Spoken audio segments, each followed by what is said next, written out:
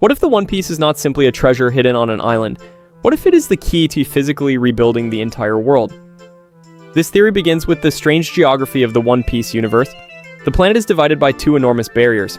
The Grand Line circles the world in one direction, while the Red Line circles it in the other. Together, they separate the oceans into the North, South, East, and West Blue. This division affects nearly every major dream in the story. Sanji cannot find the All Blue because the four seas remain separated. Brook cannot easily return to Leibun. Fishmen live beneath the Red Line, isolated from the surface.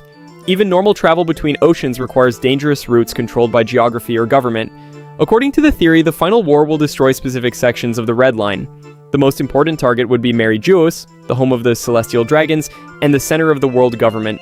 Destroying the Red Line there would eliminate the physical throne of the world's ruling class, but this would not only be a political revolution, it would transform the oceans. When the four seas mix, they could create the All Blue, the legendary ocean containing fish from every part of the world. That would fulfill Sanji's dream without requiring the All Blue to be a secret fifth ocean. This event could also explain the prophecy that Luffy will destroy Fishman Island.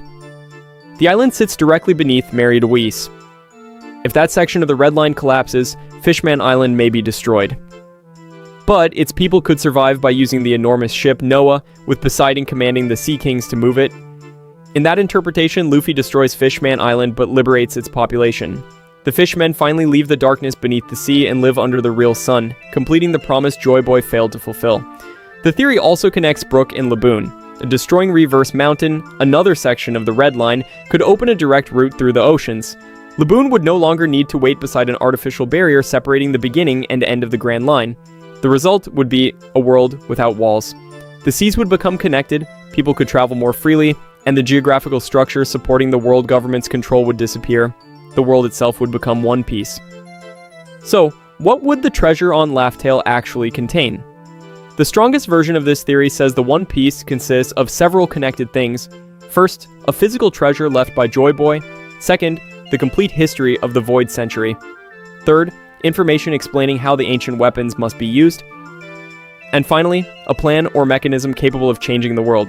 This could explain why Goldie Roger laughed. He discovered an absurdly ambitious plan created 800 years earlier, but Roger could not complete it because he arrived at the wrong time. Poseidon had not yet been born. The ancient weapons were not all available. The person capable of inheriting Joy Boy's will had not appeared. Roger possessed the truth, but not the people, powers, or timing needed to act on it. That is why he started the Great Pirate Era. His execution was not simply a dramatic final gesture, it encouraged the world to search for the treasure until the correct generation reached Laugh-Tale. This theory also explains why the world government fears the One Piece. A pile of gold would not threaten its existence. The true history, combined with the power to reshape the planet, absolutely would. There are still weaknesses in the theory. Destroying the Red Line could kill millions if handled carelessly. The story has not confirmed that the All Blue must be created rather than discovered, and the name One Piece may refer to Joy Boy's treasure, not the condition of the world. Still, few theories connect this many promises at once. It links the One Piece, the Void Century, the ancient weapons, Joy Boy, Fishman Island, Noah, Poseidon, the All Blue, Leibun, Mary Geoise, and the final war. The One Piece may therefore be more than the reward at the end of Luffy's journey. It may be everything required to finish Joy Boy's unfinished revolution. Luffy will not become Pirate King by ruling the existing world. He will become Pirate King by making that world free.